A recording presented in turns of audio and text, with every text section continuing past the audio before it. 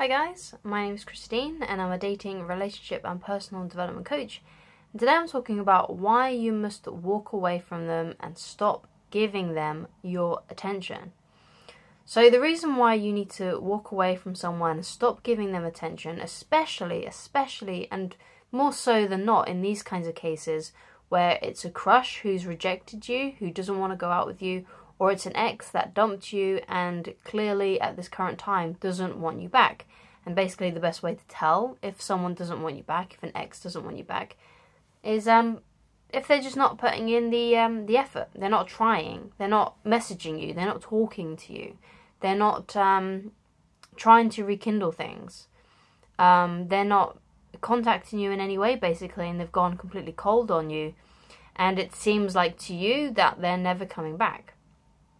So literally the worst thing that you could do in this kind of situation is to keep on talking to them, or to try and force things, or to try and rekindle things when it's clear that they're not interested anymore. When you're trying to put yourself in their life, even when it's clear that they don't want you to be there anymore. And the reason that you might know that is if, again, they're not putting in the effort and they're not talking to you, and they're not displaying any kind of interest in getting back with you, and they're not trying to rekindle things.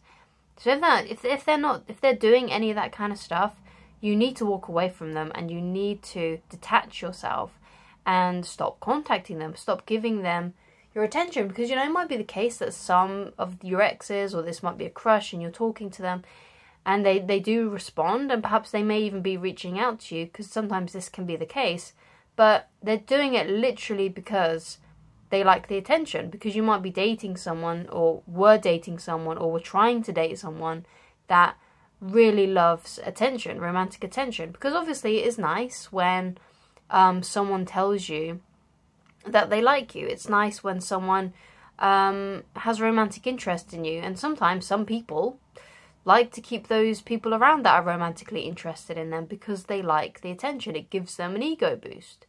I think we've all had an experience where we've met someone, or someone's come up to us and they've asked us out, or they say that they really like us. You get a message in the middle of the night and they say, I really like you, or something. Or someone, just flirts with you. It's a nice feeling to know that you are desired and wanted and just liked in that way.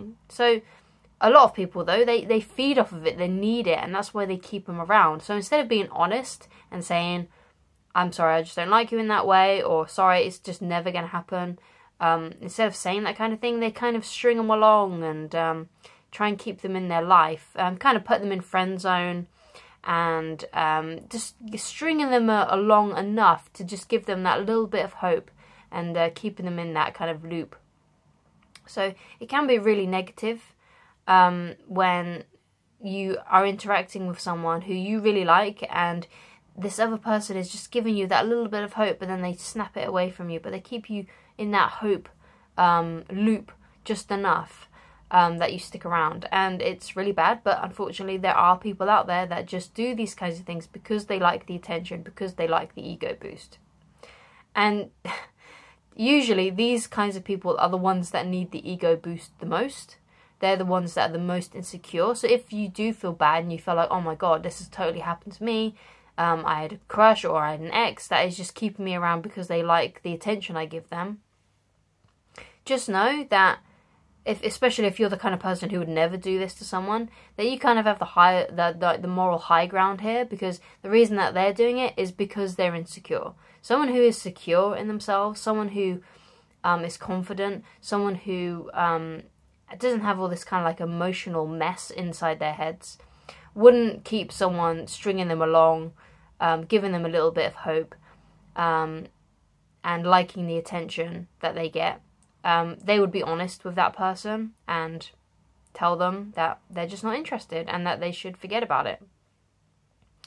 So it's important that you don't give them your attention, because even if they're not someone like that, even if there is someone like an ex who doesn't want you back and has maybe even said to you that they're not interested in getting back with you, it's bad that you should keep on giving them your attention by messaging them and things like that, and trying to keep in contact with them. You know, trying to rekindle things even though the other person has said that they're not interested. They're not interested in doing that.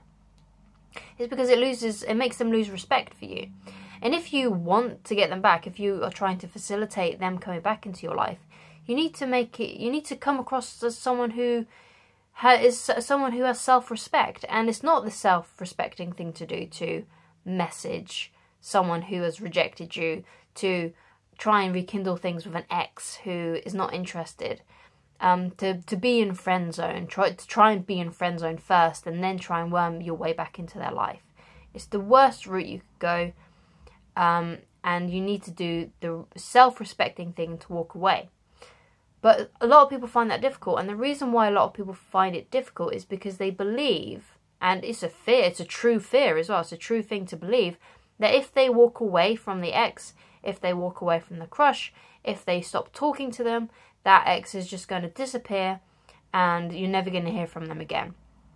And it's the same with the crush. Like, you might be thinking, I'm the only person who's keeping this thing alive by messaging them and contacting them. You know, the same sort of rule applies. And that true is very fair, because that very well may happen, right? They may be like, yeah, bye. When you walk away from them and you stop contacting them and you stop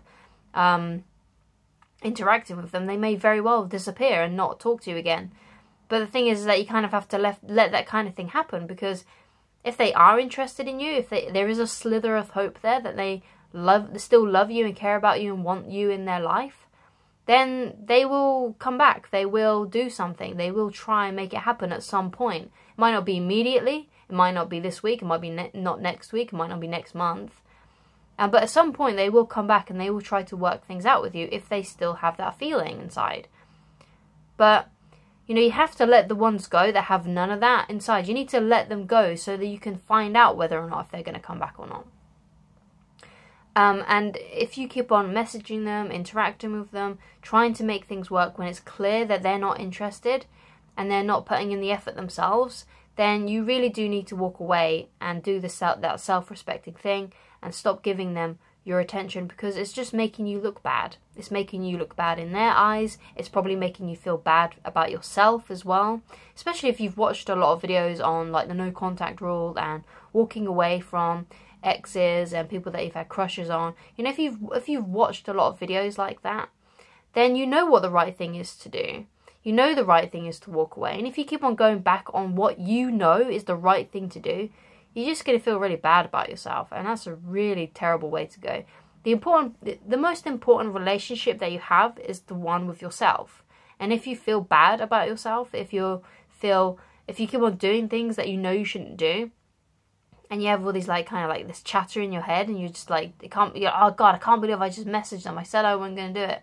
You know, the relationship you have with yourself and how you feel about yourself is the most important thing. So you do things that make you feel empowered, that make you feel like you've got self-respect. They do the self-respecting things that you need to do, and start developing a better relationship with yourself, because that's crucial. Because at the end of the day, no matter what romantic relationship you get into, at some point, it's just going to be you. And at the end of the day, that's all you have as well. You know, your partner will go to sleep, and you're just sitting there with your own thoughts. And that's how most days end, no matter who you're living with, even if you've got the biggest family in the world, even if you've got multiple girlfriends, multiple boyfriends. At the end of the day, it's you alone in your own thoughts. And how you feel about yourself in those moments is crucial. So walk away, stop giving them your attention, and get some self-respect. If you'd like coaching with me, then please go to www.christineloveridge.com. Thank you so much for watching, and I shall talk to you again very soon. Goodbye, guys.